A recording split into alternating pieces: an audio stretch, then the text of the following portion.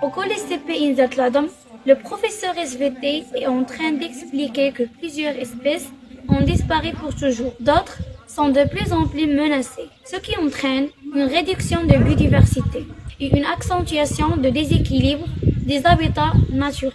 Ce qui pose la question suivante: quel est l'impact de cette dégradation d'écosystèmes sur la biodiversité biologique? Dans le cadre de la deuxième composante du projet CEPF 110-212 et selon une approche intégrée de biodiversité UCB pour la conservation de biodiversité biologique, un atelier a été organisé sous l'encadrement d'équipes de chercheurs scientifiques de centres universitaires Qadir Ayad à Marrakech. Partenaire de ce projet, avec Monsieur le Président de la commune Ouladi Mloul, où le président de chercheurs a présenté un exposé et il y a une discussion sur site du projet KBA.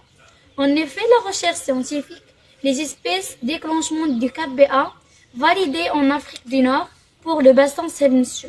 Les espèces mollusques ciblées par ce projet sont endémiques du Maroc, très sensibles à la qualité des eaux souterraines et bioindicateurs des activités anthropiques.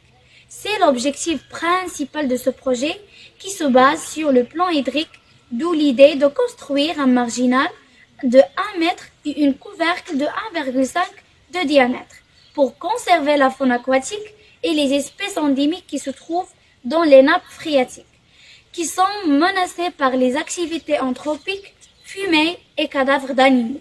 Une question se pose: quel est l'impact des cadavres sur la biodiversité biologique?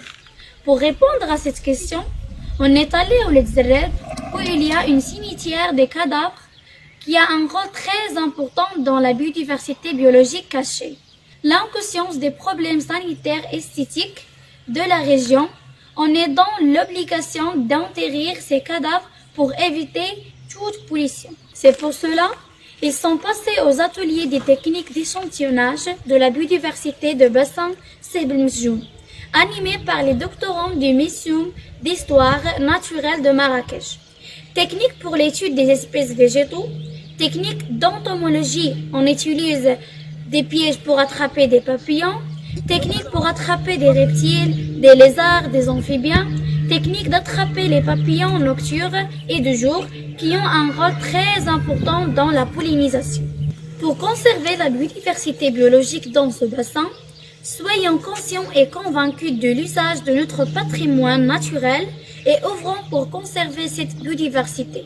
Car la biodiversité biologique, c'est la vie.